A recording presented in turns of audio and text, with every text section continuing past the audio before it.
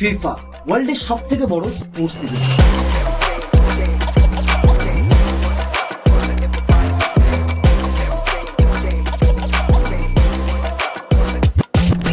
এই টুর্নামেন্ট এতটাই পপুলার যে সারা পৃথিবী জুড়ে দর্শকের সংখ্যা 500 কোটিরও বেশি। মানে ওয়ার্ল্ড পপুলেশনের অর্ধেকেরও বেশি লোক এই টুর্নামেন্ট খেলাটা দেখে।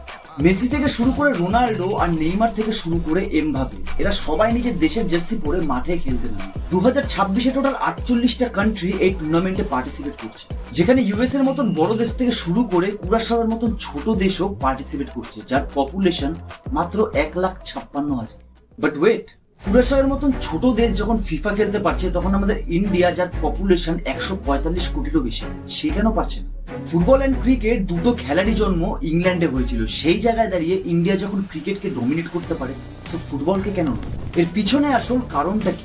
মেসি, রোনাল্ডো এদের মতন আমাদের কাছে কি ভালো কোনো প্লেয়ার নেই, নাকি অতীতে আমাদের সরকার এমন কিছু ভুল করে ফেলেছে যার জন্য আমরা আজও অব্দি ফিফা ওয়ার্ল্ড কাপে পার্টিসিপেট করতে পারছি না? তো গাইস, আজকের এই ভিডিওতে চলো জানা যাক যে ইন্ডিয়া কি আদৌ কোনোদিনও ফিফা ওয়ার্ল্ড কাপ খেলতে পারবে, নাকি এটা জাস্ট আমাদের স্বপ্ন হয়েই। ফিফা, যার ফুল ফর্ম হলো ফেডারেশন ইন্টারন্যাশনাল দে ফুটবল অ্যাসোসিয়েশন। আজকে এই টুর্নামেন্ট সারা পৃথিবীতে পপুলার, কিন্তু একটা সময় এমন ছিল যে সারা পৃথিবীতে যুদ্ধের কারণে এই টুর্নামেন্টটা শুরু হওয়ার আগেই বন্ধ হতে বসেছে। বাট এই ক্রুশাল টাইমে এন্ট্রি নেয় জুলিয়াস রিমেট নামের এই ব্যক্তি। রিমেট বিশ্বাস করতেন যে ফুটবলকে কাজে লাগিয়ে পৃথিবীর সব দেশগুলোর মধ্যে একটি ভালো রিলেশন ক্রিয়েট করা যায়, কিন্তু সেই সময় ফুটবল শুধুমাত্র অলিম্পিকেই দেখা যায়। আর জুলিয়াস রিমেট চাইছিলেন যে ইন্টারন্যাশনাল ফুটবলের জন্য অলিম্পিকের বাইরেও একটি আলাদা করে টুর্নামেন্ট অর্গানাইজ করা, যেটার নাম হবে ফিফা। আর এরপরে 1930 সালে উরুগুয়েতে ফিফা ওয়ার্ল্ড কাপের ফার্স্ট ম্যাচ খেলা। বাট শকিং ব্যাপারটা হলো যে ফিফা শুরু হওয়ার বহু বছর আগে থেকেই ইন্ডিয়া কিন্তু অলরেডি ফুটবলে জনপ্রিয় হয়ে উঠেছে। অ্যাকচুয়ালি ইন্ডিয়াতে ফুটবল খেলাটা ব্রিটিশ সেনাবাহিনীদের হাত ধরেই আসে। সেই সময় নাগেন্দ্র প্রসাদ নামের এই ব্যক্তি, যাকে ভারতীয় ফুটবলের জনকও বলা হয়, 1970 সালে তিনি প্রথম পার্সন ছিলেন যিনি ভারতীয়দের মধ্যে ফুটবলকে জনপ্রিয় করে তোলেন। আর ঠিক 18 বছর পরেই ভারতের প্রথম ফুটবল ক্লাব মোহনবাগানকে এস্টাবলিশ করা। সেই সময় আমাদের দেশ অলরেডি ব্রিটিশদের কন্ট্রোলে ছিল, আর এই কন্ট্রোলের মধ্যে থেকেই Mohun Bagan club British football team East Yorkshire রেজিমেন্টকে 2-1 গোলে হারিয়ে 1911 সালে আইএফএ শিল্ড জিতেন। এটা সকল ভারতীয়দের জন্যই একটা ভীষণ প্রাউড মোমেন্ট ছিল, বিকজ যেই দেশ তাদেরকে শাসন করছে তাদেরকেই হারিয়ে এই কাপটা জিতে নেওয়াটা কোনো সাধারণ ব্যাপার ছিল। এমনকি পৃথিবীর তৃতীয় প্রাচীনতম টুর্নামেন্ট ডুরান্ডো কাপও ভারতবর্ষে অবস্থিত সিমলাতেই অর্গানাইজ করে। ফিফা ওয়ার্ল্ড কাপে এখন যতগুলো দেশকে খেলতে দেখা যায়, তাদের প্রত্যেককেই কোয়ালিফাইড হতে হবে। বাট আপনি জেনে অবাক হবেন যে 1950 সালে যখন ব্রাজিলে ওয়ার্ল্ড কাপ অর্গানাইজ করা হয়, তখন এশিয়ার কিছু দেশ এই ওয়ার্ল্ড কাপ থেকে নিজেদেরকে উইথড্র করে নেয়। আর সে কারণের জন্যই ইন্ডিয়া কোন রকম কোয়ালিফিকেশন ছাড়াই ওয়ার্ল্ড কাপে সুযোগ পেয়ে। বাট এই ওয়ার্ল্ড কাপটাতে ইন্ডিয়া কোনোদিনও খেলতেই যেতে পারে না, বিকজ সেই সময় বিমান যাত্রা করা আজকের মতন এতটাও সহজ ছিল। আর পুরো টিমকে নিয়ে ব্রাজিলে যাওয়ার খরচ এতটাই ছিল যে ভারতের সরকার সেটাকে অ্যাফোর্ডই করতে পারে। কিন্তু লোকেদের মুখে একটা কথার খুবই প্রচলন আছে যে ভারতের প্লেয়াররা নাকি জুতো পরে খেলতে পারত, আর সে কারণের জন্যই নাকি আমরা ওয়ার্ল্ড কাপে পার্টিসিপেট করি। কিন্তু এটা একদমই সত্যি নয়। শুধু বিমান যাত্রার খরচ বলে নয়, ভারতের কাছে এই ওয়ার্ল্ড কাপের প্রপোজালটা এতটাই আশ্চর্যজনক ভাবে আসে যে ভারতের ফুটবল অ্যাসোসিয়েশন এআইএফএফ মনে করেন যে তাদের প্লেয়াররা নাকি এই টুর্নামেন্টের জন্য প্রিপেয়ারই ছিল। আর তাছাড়াও এআইএফএফ অফিসিয়ালসরা ফিফা টুর্নামেন্টের থেকে অলিম্পিককে বেশি প্রায়োরিটি, আর সে কারণের জন্যই 1954 সালে ফিফা ভারতকে কোয়ালিফায়ার্স রাউন্ড থেকে ব্যান করে। আর এর পরিবর্তে ভারত এমন ডিসিশন নেয় যেটা শুনলে তো আপনিও অবাক হয়ে যান। ভারত উল্টে নিজেরাই ফিফাতে কোয়ালিফায়ার্স রাউন্ডে পার্টিসিপেট করা বন্ধ করে। আর 1954 সাল থেকে 1986 সাল অব্দি ভারত এইভাবেই নিজেদেরকে ফিফা ওয়ার্ল্ড কাপ থেকে দূরে সরিয়ে রাখে। সেই সময় ফিফা ধীরে ধীরে ওয়ার্ল্ড ওয়াইড পপুলার হয়ে উঠতে থাকে। আর অন্যদিকে ভারত 1956 সালের অলিম্পিকে সেমিফাইনালে অস্ট্রেলিয়াকে 4-2 গোলে হারিয়ে। সেই সময় ভারতের এই প্লেয়ার নেভেল ডিসিউজা অলিম্পিকে প্রথম হ্যাটট্রিক। আর 1962 সালের এশিয়ান গেমসে ভারত সাউথ কোরিয়াকে হারিয়ে সোনা জিতে। আমরা সেই সময় ফুটবলের চূড়ান্ত শিখরে পৌঁছই। বাট 1963 সালে কিংবদন্তি কোচ সৈয়দ আব্দুল রহিমের মৃত্যুর পর ভারতীয় ফুটবল তার সবচেয়ে বড় অ্যাসেটকে হারিয়ে ফেলে। তার মৃত্যুর পর থেকে 1970 সাল থেকে 1980 সাল অব্দি ভারত এশিয়া কাপেও অংশগ্রহণ করেন। মানে আমরা ফিফার পাশাপাশি এশিয়ার সবচেয়ে বড় টুর্নামেন্টের থেকেও নিজেদেরকে দূরে সরিয়ে রাখছি। এর ফলে জাপান আর ওয়েস্ট এশিয়ান কান্ট্রিগুলো ফুটবলে উন্নতি করতে থাকে, আর অন্যদিকে ভারত পিছিয়ে পড়তে থাকে। আমরা প্রায় 40 বছর ধরে নিজেদেরকে ইন্টারন্যাশনাল ফুটবল থেকে দূরে সরিয়ে রেখেছি। আর এই কারণের জন্যই 50 থেকে 60 দশকের সেই গোল্ডেন এরাটা আজও অব্দি ভারতে ফিরে আসে। বাট ফুটবলের ডাউনফল আরো অনেক বাকি ছিল, বিকজ 1983 সালে কপিল দেবের আন্ডারে যখন আমরা ক্রিকেট ওয়ার্ল্ড কাপ জিতলাম, তখন পুরো দেশবাসীর চোখ ক্রিকেটেই আটকে গেল। কারণ আমাদের কাছে এটা শুধুমাত্র একটি ক্রিকেটের সাফল্য ছিল না, বরং এটা ভারতীয় কালচারের একটি পরিবর্তন ছিল। যেই দেশ আমাদের শাসন করতো, আজকে সেই দেশের মাটিতেই ভারত যখন ওয়ার্ল্ড কাপ জিতলো, তখন সারা পৃথিবীর চোখ আমাদের দিকেই আটকে গেল। এরপর ভারতে ধীরে ধীরে ক্রিকেটের বিশাল প্রতিষ্ঠান গড়ে উঠতে থাকে, আর আজকে বিসিসিআই ওয়ার্ল্ড ক্রিকেট ইকোনমির মেন গভর্নর বডি হয়ে উঠেছে।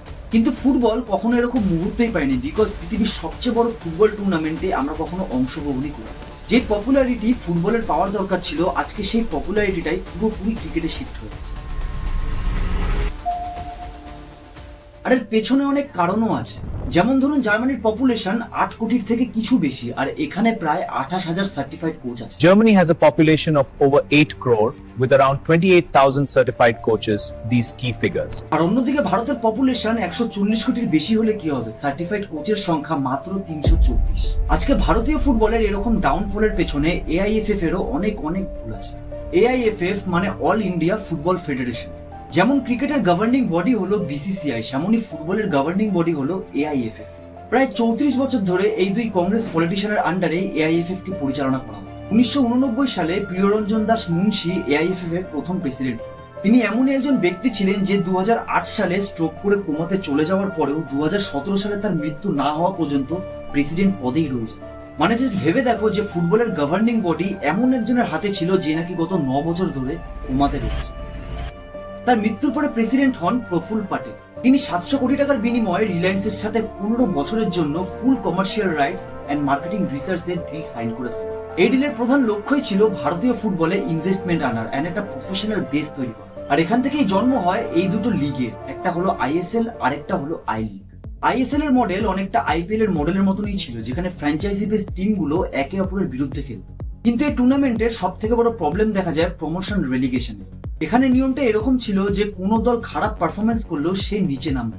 এর ফলে ইনভেস্টমেন্টের চাপ তো কমে যায়, বাট খেলার মেন এক্সাইটমেন্টটাই হারিয়ে যায়। মানে যেই স্টেটের ফ্র্যাঞ্চাইজি গুলো আইএসএল খেলছিল তারা প্রতি বছরই আইএসএল এ খেলতে পারে, কিন্তু অন্যদিকে যে স্টেট গুলো আইএসএল এর সাথে যুক্ত হয়নি তারা ভবিষ্যতেও আইএসএল এ যুক্ত হতে পারবে।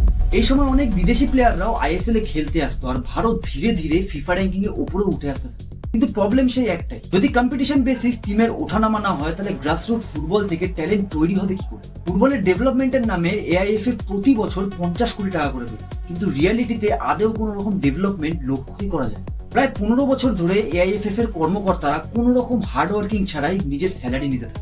সরকার বদলায়, রাজনৈতিক পরিস্থিতিও বদলায়, এআইএফএফ কে অনেক সমালোচনার মধ্যেও পড়তে হয়, কিন্তু এত সবের পরেও কোন রকমের উন্নতি এখানে লক্ষ্যই করা যায় না। 2022 সালে প্রফুল্ল প্যাটেলকে সরিয়ে এক্স ইন্ডিয়ান গোলকিপার কল্যাণ চৌবেকে প্রেসিডেন্ট করা হয়। তিনি প্রাইম মিনিস্টার নরেন্দ্র মোদীকে চিঠি লিখে জানান যে এআইএফএফ পুরোপুরি কারাপশনে চলে গেছে। আর অন্যদিকে এআইএফএফ এর মিডিয়া হেড জাদু বাসু পাবলিকলি ক্লেমিং করেন যে কল্যাণ চৌবে আর জেনারেল সেক্রেটারি অনিল কুমার নাকি এআইএফএফ এর জন্য বরাদ্দ হওয়া সব টাকাকে মিসইউজ করেছে, আর তাদের এমপ্লয়াররাও নাকি ঠিক মতন স্যালারি পাচ্ছে। মানে অফিসিয়ালসরা জাস্ট একে অপরের উপর এলিগেশন ছড়িয়ে দিচ্ছে, কিন্তু আসল কাজটা কেউই করছে না। কোনো স্পোর্টসকে গ্রো করতে গেলে তার উপর ইনভেস্টমেন্ট করতে হয়, ডেভেলপমেন্ট করতে হয়। আর এইদিকে ইন্ডিয়ার গভর্নমেন্ট ন্যাশনাল টিমের 85% ফান্ডিং কেটে নেয় শুধুমাত্র তাদের পোর পারফরমেন্সের জন্য। মানে ব্যাপারটা অনেকটা এরকম দাঁড়ালো যে কোনো হসপিটালের বাজেট কম করে দেওয়া হলো শুধুমাত্র তাদের কাছে ভালো ডাক্তার নেই। এভাবেই প্রবলেমের সলিউশন না বার করে প্রবলেমকে আরো বেশি করে বাড়িয়ে দেওয়া। ধরো যদি ইসরোর ফার্স্ট মিশন ফেল হতো, তারপর সরকার তার বাজেট 85% কেটে নিয়ে বলতো যে নেক্সট বার যদি কোনো মিশন ফেল হয় তাহলে বাজেট আরো কেটে নেওয়া। আর এরকমটা যদি সত্যি হতো তাহলে কি ইসরো আজকের এই পজিশনে কোনোদিনও পৌঁছতে পারত? বাট এই সেম ব্যাপারটাই ইন্ডিয়ান ফুটবলের সাথে হয়েছে। 50 কোটি টাকার বাজেটকে কমিয়ে 6 থেকে 8 কোটিতে নামিয়ে দেওয়া, যার মধ্যে প্রায় 2.5 কোটি টাকা তো শুধু কোচেদের অ্যানুয়াল স্যালারিতেই চলে যায়। জার্মানির মতন দেশ 2001 সাল থেকে 2011 সাল অব্দি টোটাল $681 মিলিয়ন ফুটবল ডেভেলপমেন্টের উপর ইনভেস্ট করে, আর তারপর গিয়ে 2014 সালে তারা ফিফা ওয়ার্ল্ড কাপে উইনার। এটা কোনো একদিনের ব্যাপার ছিল না, বরং জার্মানি বছরের পর বছর ধরে ফুটবলে ইনভেস্টমেন্ট এন্ড ডেভেলপমেন্ট করার পরই এই ওয়ার্ল্ড কাপটি জিততে পেরেছিল। 2023 সালে এআইএফএফ ভিশন 2047 রিলিজ করে। এই ভিশনের প্রধান লক্ষ্য হলো যে 2047 সালের মধ্যে ভারতকে এশিয়ার টপ ফুটবল কান্ট্রিগুলোর মধ্যে আনা। এই ভিশনে অনেক কাজের উপর জোর দেওয়া হচ্ছে, যেমন অনেক লিগ অর্গানাইজ করা হবে, কোটি কোটি ইয়াং জেনারেশনকে ফুটবলে আনা হবে, কোচের সংখ্যা বাড়ানো হবে, অ্যাডভান্স টেকনোলজি ইউজ করা হবে। আর এইসব জিনিসগুলোর উপর ফোকাস করার পরেই হয়তো আশা করা যাবে যে ইন্ডিয়া ফিউচারে নিজেদের ফুটবল ইকোসিস্টেম তৈরি করতে পারে। 1990 সালের আগে জাপান কিন্তু কোনো বড় ফুটবল কান্ট্রি ছিল না, কিন্তু সেখানকার অ্যাসোসিয়েশনরা জে লিগ চালু করে ফিউচারের পরিকল্পনা, পুল ফুটবল থেকে শুরু করে ক্লাব কালচার, এই সবকিছুতেই ইনভেস্ট করা হয়। এমনকি ক্যাপ্টেন সুবাসার মতন এনিমি কার্টুনকে কাজে লাগিয়ে তারা একটা গোটা জেনারেশনকে ফুটবলের প্রতি ইন্সপায়ার করে তোলে। আর আজকে জাপান ফিফার প্রতিটি টুর্নামেন্টে পার্টিসিপেট করছে, যেখানে কাওরো মিতোমা আর তাকেফুসা কুবোর মতন সেরা প্লেয়ারদের মাঠে খেলতে দেখা। আর এই পরিবর্তন কিন্তু একদিনে আসেনি, প্রায় 30 বছর ধরে জাপানের কঠোর কনসিস্টেন্সির পর জাপান আজকে এই পজিশনে এসে পৌঁছেছে। জাপানের থেকে ভারতের শিক্ষা নেওয়া দরকার। যদি আমাদেরকে ওয়ার্ল্ড কাপে যেতে হয় তাহলে এখন থেকেই প্রিপারেশন নিতে হবে। বিকজ ভারত ফুটবলে পিছিয়ে রয়েছে তাদের প্লেয়ারদের জন্য না, ভারত পিছিয়ে রয়েছে ফুটবলের উইক ডেভেলপমেন্টের জন্য। কিন্তু 140 কোটি দেশবাসীর মধ্যে স্বপ্নটা কিন্তু এখনো বেঁচে আছে যে ভারতকেও একদিন ফিফা ওয়ার্ল্ড কাপে খেলতে দেখা যায়। কিন্তু তার জন্য লাগবে will power, discipline and consistency. কিন্তু প্রশ্নটা হলো, ভারত কি সেটা পারবে? তোমার কি মনে হয়? নিচে কমেন্ট সেকশনে অবশ্যই জানাও। আর 2026-এর ওয়ার্ল্ড কাপে কোন দেশের টিম উইনার হতে চলেছে সেটার প্রেডিকশনও তোমরা কমেন্ট সেকশনে লিখতে পারো। আর এই ভিডিওটা যদি ভালো লেগে থাকে তাহলে এরকমই আরেকটা সিমিলার ভিডিও দেখতে পারো, যেখানে আইপিএল এর পুরো বিজনেস মডেলকে এক্সপ্লেন করা হয়েছে। তো দেখা হবে আবার নেক্সট ভিডিওতে। Till then, stay healthy, stay happy.